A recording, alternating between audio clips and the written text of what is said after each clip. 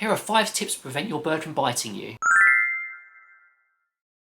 Hello everyone, welcome back to the channel. Today we are talking about 5 quick fire tips to prevent your bird biting you. It's the 4th part and last part in my biting series.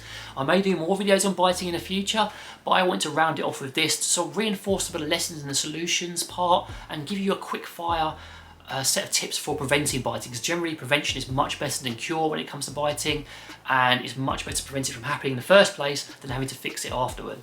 So let's start off with reinforcing precursors and allowing choice. Let your bird say no, let your bird tell you how it's feeling without pushing things too far. If your bird leans away when your hand comes towards it, that means you need to put more effort to training it and put more motivation into that step up.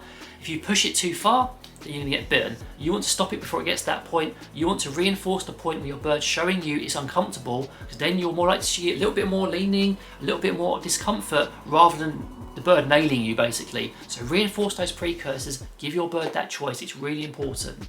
Number 2, know your bird's tells.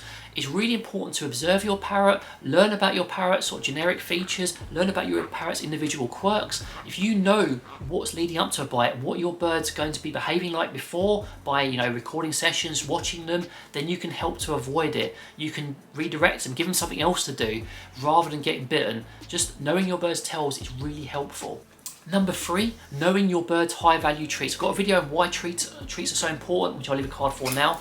Know those high value treats, know when to use them, to redirect, to give them other things to do, set them up for success by giving them another activity instead of flying at you and biting you. Just make sure that you have things in place, the training in place, the treats in place. Even if you have to do it through protected contact in the cage initially to get those foundations laid, it's going to set you up for more success and prevent the biting from happening. Which leads neatly on to number 4, give them better things to do.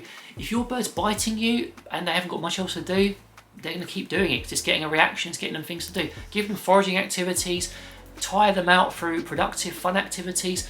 Give them other things they can do instead of biting you. Give them more choices, because if they have more choices, they're less likely to be wanting to bite you. Number 5, and the final quick fire tip, don't react and don't reinforce it. The more you make big reactions, the more you reinforce the behaviour by shouting, making a big stink over it, the more biting you're going to see, because they don't speak human.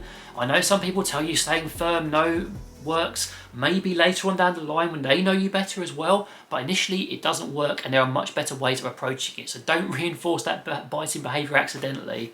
So I think this is a great video to round off my biting series. If you haven't watched parts 1, 2 and 3, I highly recommend them. They're really good videos, and hopefully all of these videos in their entirety will help you with any biting problems you have. Any questions, comments, love to hear from you down below, but in the meantime, take care and see you later.